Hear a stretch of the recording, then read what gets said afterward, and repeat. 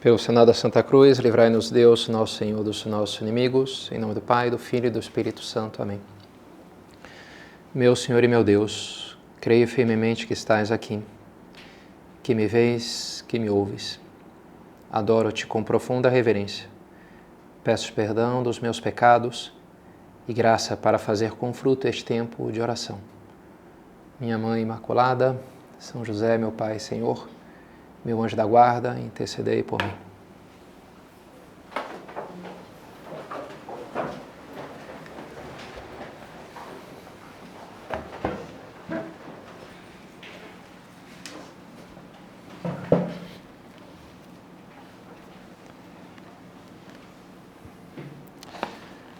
Domingo, a gente vai escutar esse Evangelho do Senhor na missa. Amai os vossos inimigos, fazei o bem aos que vos odeiam.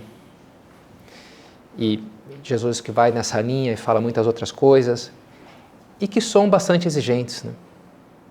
Fazer o bem mesmo a quem me faz o mal. Amar mesmo os meus inimigos. E nos levanta a questão, será que realmente vale a pena? Será que isso realmente é bom? Fazer o bem para as pessoas ao meu redor? Vamos dar um pouco de volta sobre isso?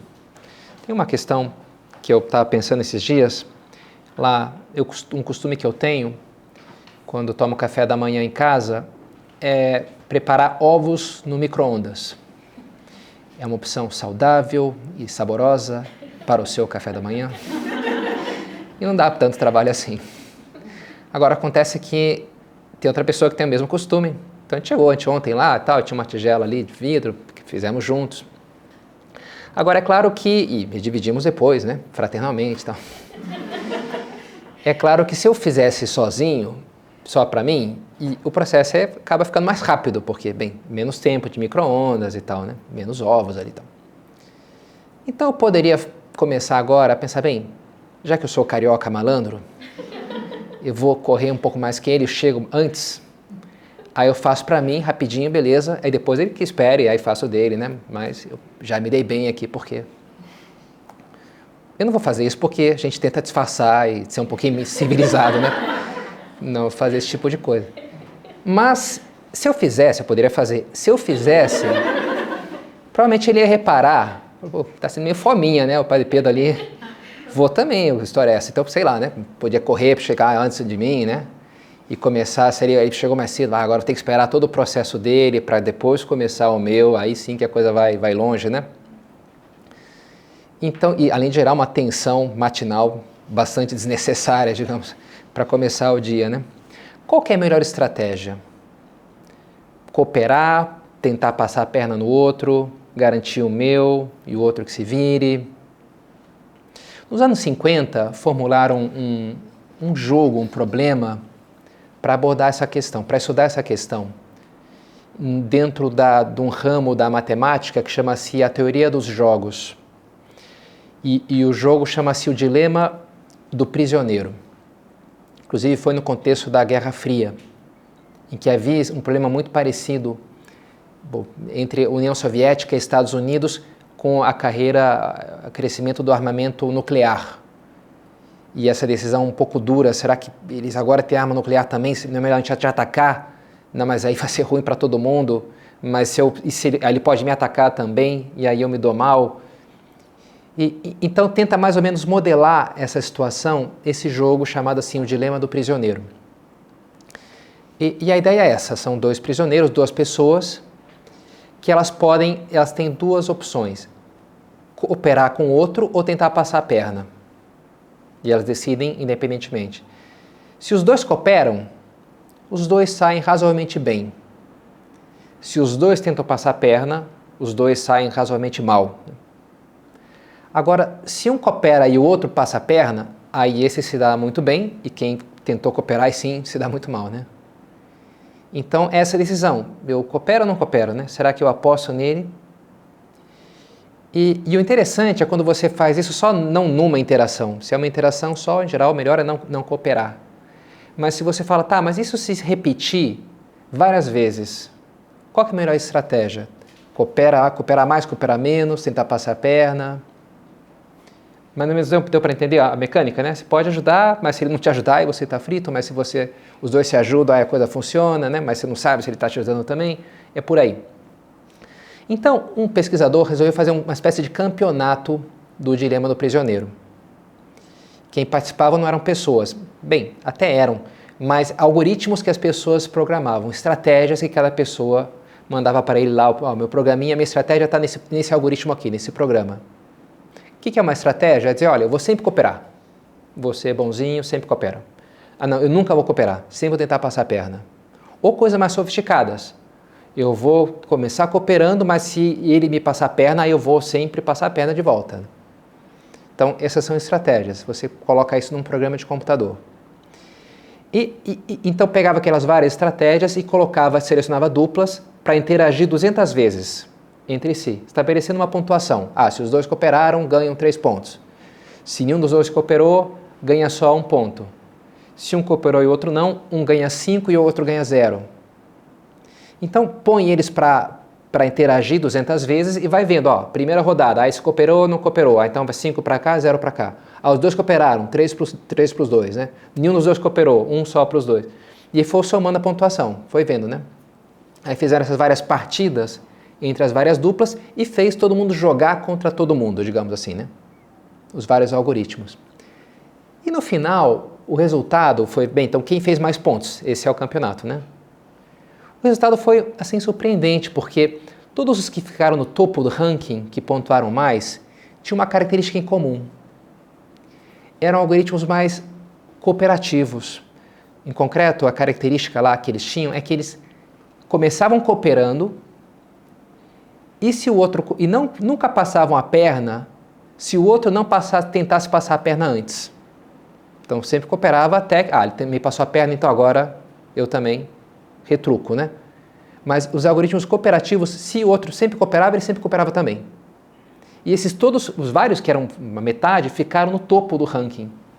E a metade de baixo eram os algoritmos mais maliciosos, que tentavam se aproveitar. Eu coopero e tal, mas depois eu passo a perna.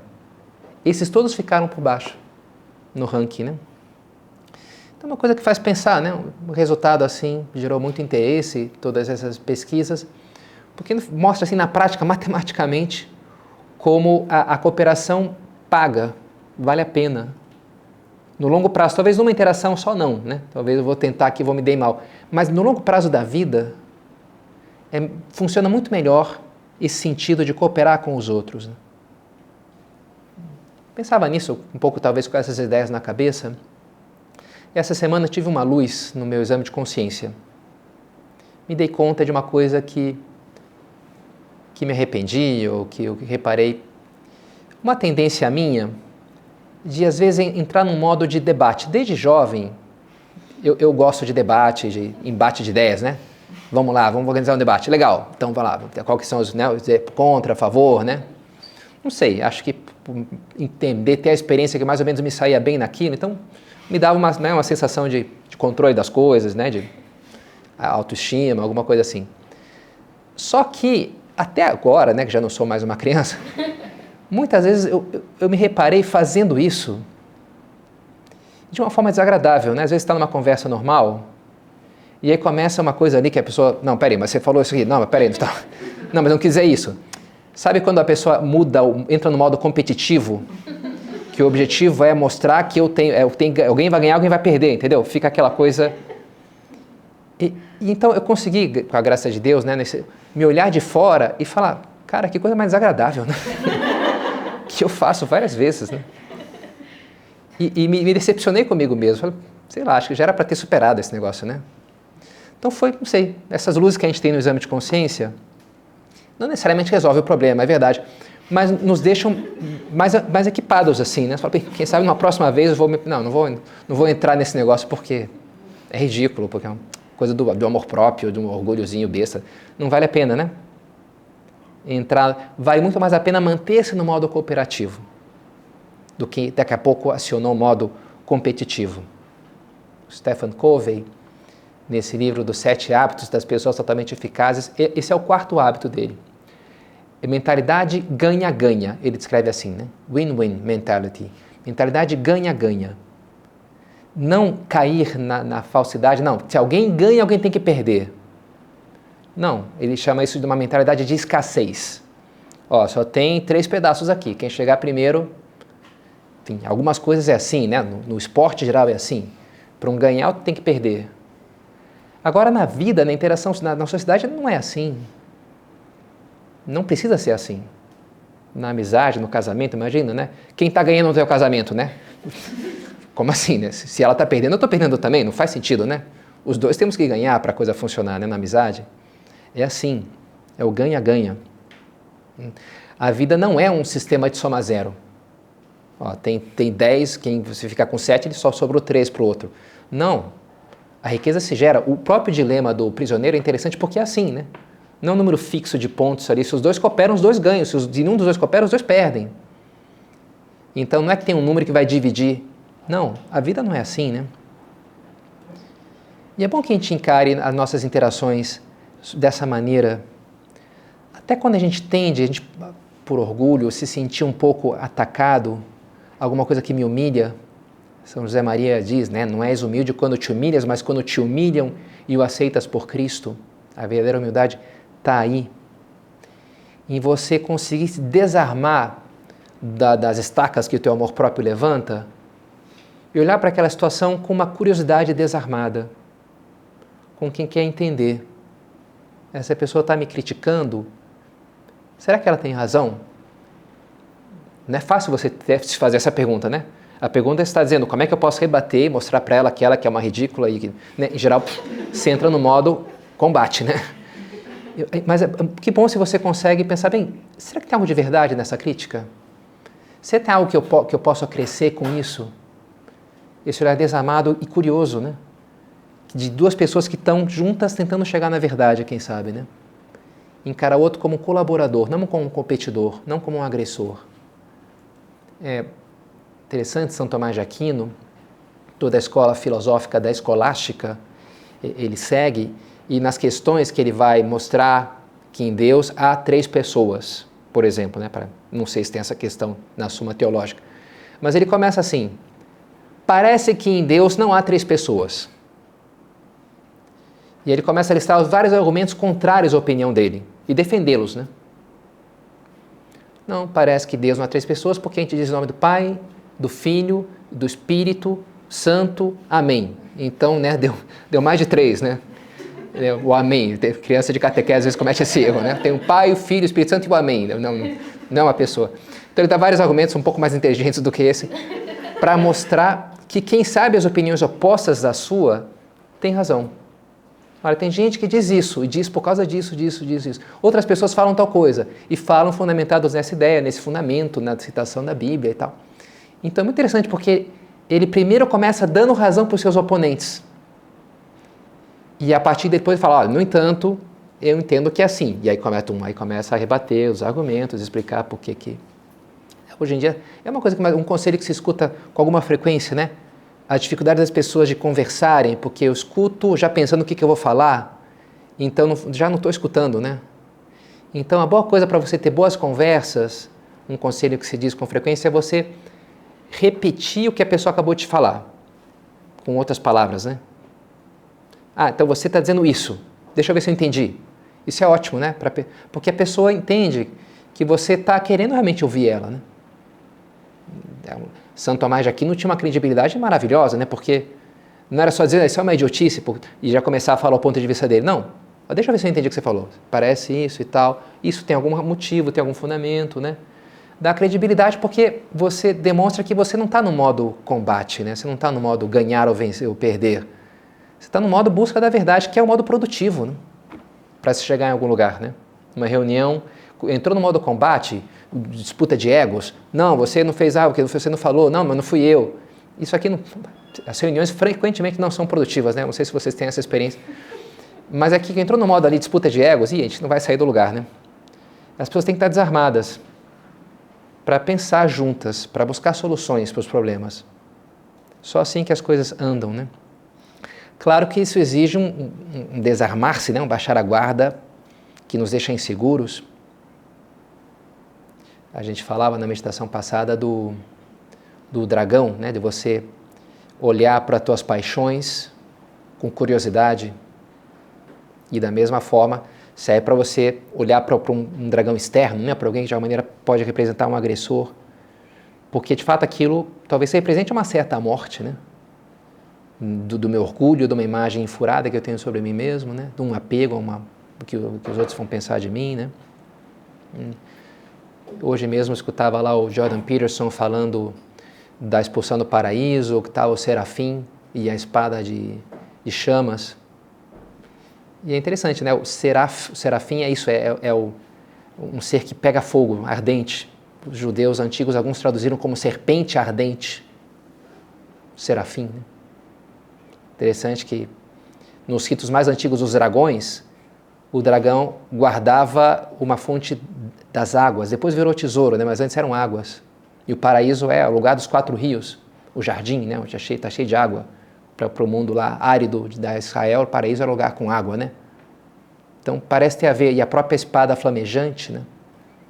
A cruz é como uma espada, né? Cravada no mundo, que você é a porta para o paraíso, a gente falava também em meditações anteriores, né? A porta é a cruz, para você entrar no paraíso, para você entrar no céu. Então, alguma coisa vai queimar, né? De São Paulo aos Coríntios também, né?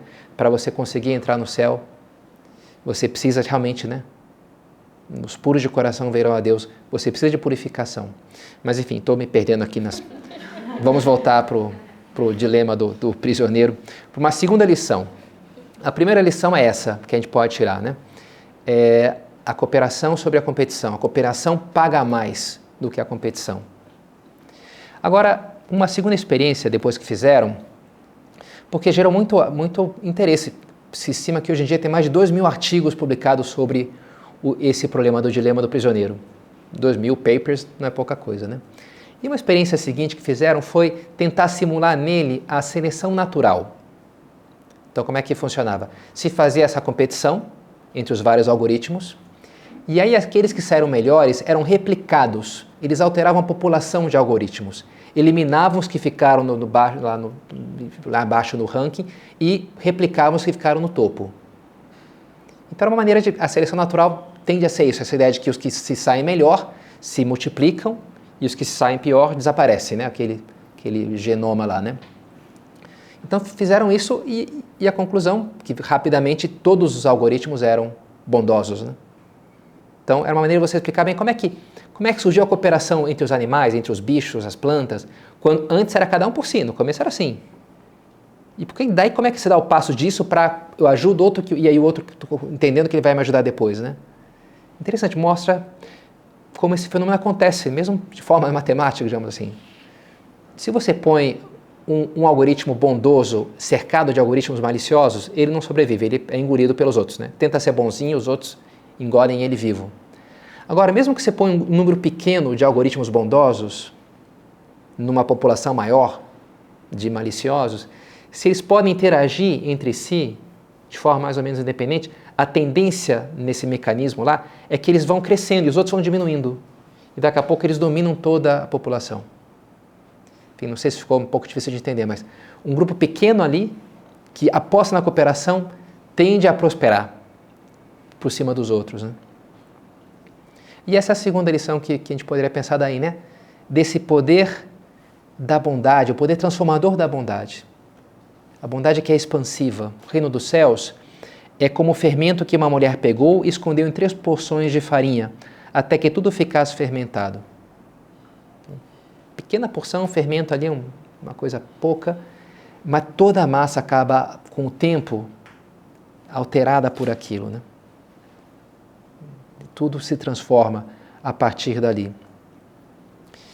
E faz pensar nisso, né?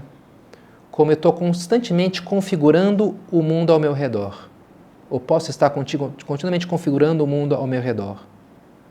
Nas minhas amizades, né, essa questão da cooperação e a competição se aplica, né, em cada relação de amizade, no casamento, no trabalho. Quando eu escolho julgar e rotular, não, a pessoa não dá. Ou eu escolho perdoar, apostar na pessoa, na bondade das pessoas. Quando eu escolho desprezar, ou eu opto por corrigir, por ensinar. Quando eu olho o outro como um inimigo, ou como um potencial aliado, quem sabe um paciente que necessita da minha ajuda, mais alguém que tem uma coisa boa dentro de si, né? se eu vivo a bondade nas minhas relações ou não. Ou se eu escolho, né, competir, se eu coloco numa posição defensiva. O fermento faz isso, o bom fermento da bondade, da generosidade, da abnegação, do esquecimento próprio, tem esse efeito, toda a farinha, toda a massa fica fermentada. O pouco altera o muito. Ainda que tem que ser um pouco bom. Jesus fala, apartai-vos, cuidado com o fermento dos fariseus. Tem um fermento do mal, digamos assim, né? Tem que ser um bom fermento. Temos que ser bons. E isso é o que transforma. Gentileza gera gentileza, dizia o profeta maluquinho lá do Rio de Janeiro, né? Mas dizia a verdade, né? Assim. A gentileza, a amabilidade se expande. E essa é a missão de cada um de nós. Escreve em Caminho, São José Maria, um segredo em voz alta. Essas crises mundiais são crises de santos. Deus quer um punhado de homens seus em cada atividade humana. E depois, Pax Christi in Regno Christi, a paz de Cristo no reino de Cristo. Aí sim, né? Se você põe uma pessoa boa naquele hospital, naquele colégio, naquela família, alguém que está lutando para perdoar, mesmo se os outros não perdoam, para ser uma pessoa boa, para servir os demais, mesmo se ele não é servido, isso acaba transformando. Isso toca, transforma os corações, mexe com as pessoas. E aqui a gente chega então na terceira ideia que eu queria comentar, né? Voltando ao evangelho desse domingo agora, né? Amai os vossos inimigos, fazei o bem e emprestai sem esperar coisa alguma em troca. E então a vossa recompensa será grande, sereis filhos do Altíssimo, porque Deus é bondoso também para com os ingratos e os maus. Fazei o bem. A generosidade a que Cristo nos convida certamente supera a lógica meramente humana, os mecanismos de seleção natural. E essa é o terceiro ponto, que é a lição que a gente não tira do dilema do prisioneiro, né? Que é ir mais além. Enfim, tem limites, né? Inclusive, os algoritmos têm o seu limite da quanto eles podem nos ensinar de moral. Inclusive, o algoritmo, o grande vencedor das primeiras torneios do dilema do prisioneiro, chamava-se olho por olho. Porque como é que era esse algoritmo? Era muito simples. Ele começava cooperando. Primeira interação, sempre coopera. Agora, as seguintes operações, ele sempre espelhava a atitude anterior da sua dupla. Então, primeira interação, eu coopero. Beleza. Segunda interação, o que eu faço? O outro cooperou comigo no anterior? Cooperou, então eu coopero outra vez. Terceira, o que ele fez na segunda? Cooperou? Cooperou, então eu coopero. Não cooperou? Não coopero também. Então ele sempre espelhava, sempre retrucava na mesma moeda. Se você colocava ele contra ele mesmo, ia passar o tempo inteiro cooperando e pronto, né? Agora, se fosse uma pessoa que ficasse tentando passar a perna, ele também. E é interessante, por um lado, que esse algoritmo, ele nunca ganhava nenhuma competição. Matematicamente impossível ele ganhar, no máximo ele empata. Ele nunca faz uma pontuação maior do que o outro. E, no entanto, sempre foi o campeão, né? Porque no conjunto, ainda que só empatasse, porque não é um sistema de soma zero, e no final ele se dava melhor, ele vencia. Essa ideia de que a cooperação vale a pena, se paga no longo prazo, né? Talvez não imediato, mas no longo prazo se paga. Agora, chamava-se olho por olho, porque retrucava na mesma moeda, né? E Jesus diz, ouviste o que foi dito aos antigos, olho por olho, dente por dente, eu porém vos digo, não ofereçais resistência ao malvado. Se alguém te bater na face direita, oferece-lhe também a esquerda. Fazer o bem, mesmo que te fez mal, faz bem a ele. Mesmo que essas pessoas não sejam boas ao teu redor, luta por ser bom.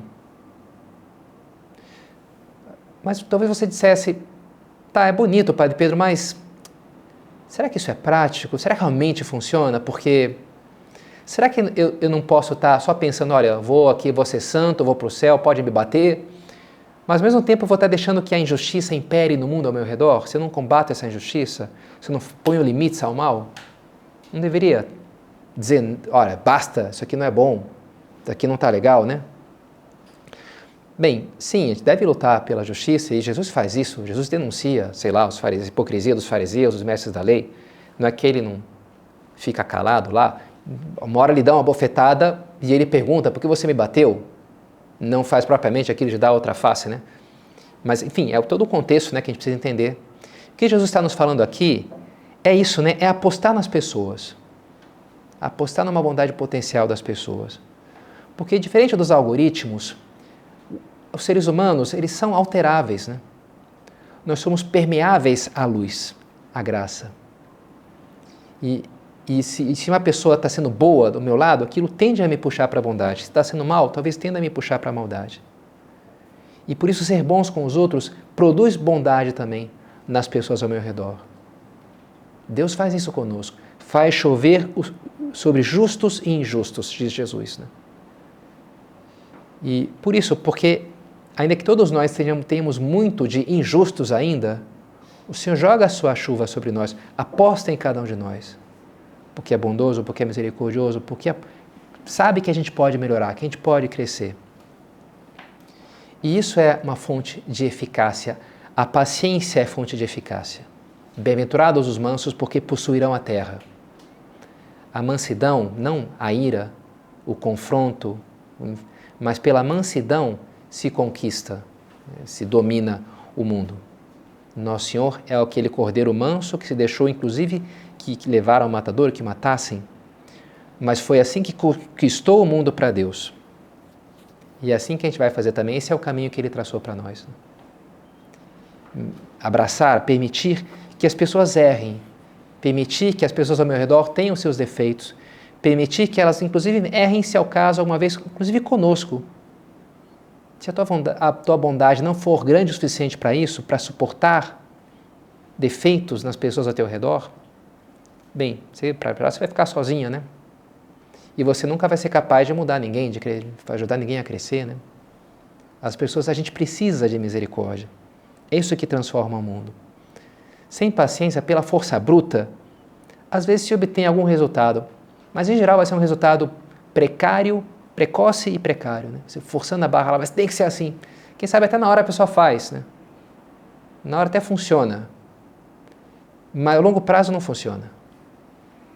Tem que conduzir as pessoas, tem que apostar na bondade potencial que cada uma tem. Na bondade do mundo, desse mundo que Deus criou, e tudo bem, foi manchado pelo pecado, né? E por isso foi enfeiado pelo pecado, mas carrega dentro de si um germe de Deus divino. E cada alma é assim. São José Maria, que lembrava disso, né? Que o mundo saiu belo das mãos de Deus, ele usava uma outra comparação, que é a do peixe no rio. Ele dizia, olha, imagina que você está nesse mundo com os seus problemas, imagina que você é um peixe num rio, que o rio começou a ficar poluído, passou ali um pneu, o pessoal está jogando esgoto ali, caiu uma latinha ali de refrigerante, uma garrafa PET, e aquilo começa a ficar desagradável. E você pode ter a tentação de dizer, quer saber, vou pular fora desse rio, né, essa imundícia aqui. Só que não, né?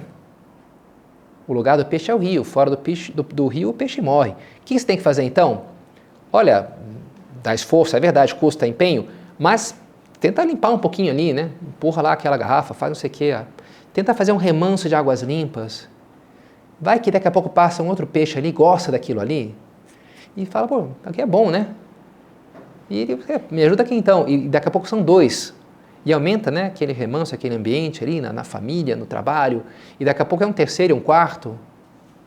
E aí se faz a diferença, né, no longo prazo, com esforço. Mas assim se faz a diferença de verdade. Você apostando na bondade da minha família, daqui do pessoal do meu trabalho, das minhas amigas, sabendo esperar o tempo das pessoas, lutar pela alma, pelo coração delas, né? Com coragem e com paciência. Achei legal uma oração que me recomendou o ChatGPT. Eu tenho usado ele para minha luta espiritual algumas vezes. E aí eu pedi, ele recomendou essa oração. Senhor, dá-me um coração como o teu, forte como um leão para lutar contra o mal, mas manso como um cordeiro para amar até o fim. Não é bacana? Né?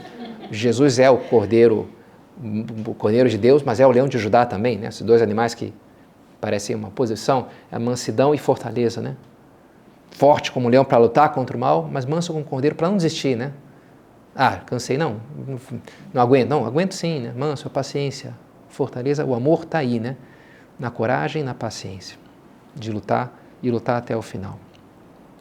Os gregos têm aquela história do cavalo de Troia, que entrou na cidade lá com um pequeno grupo de guerreiros, e aquele pequeno grupo abriu as portas e foi a derrocada da cidade.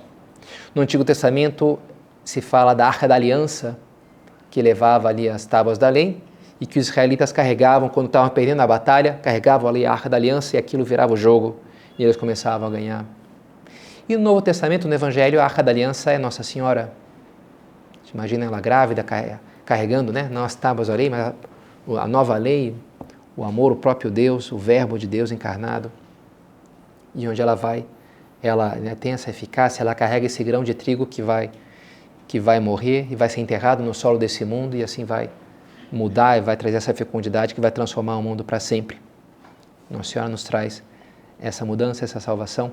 Então pensamos a ela que nos ajude a também nós sermos cada dia instrumentos melhores, mais eficazes na luta pela propagação da bondade e da verdade.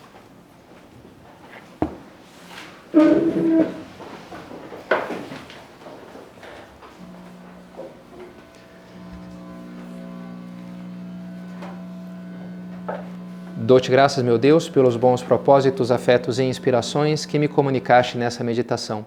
Peço-te ajuda para os pôr em prática. Minha Mãe Imaculada, São José, meu Pai e Senhor, meu anjo da guarda, intercedei por mim.